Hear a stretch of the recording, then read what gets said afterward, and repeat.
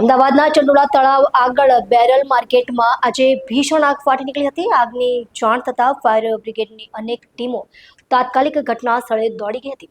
Fire ફાઇટર્સે જહેમતભરી કામગીરીને અંજામ આપી આગ ઉપર કાબુ મળ્યો હતો.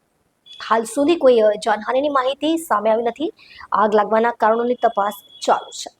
અમદાવાદ શહેરના ચંડોળા તળાવ નજીક આવેલા બેરલ માર્કેટ વિસ્તારમાં બુધવારના રોજ ભીષણ આગ ફાટી નીકળી હતી. આગ લાગતાની સાથે જ આ વિસ્તારમાં અફરાતફરીનો માહોલ સર્જાયો હતો.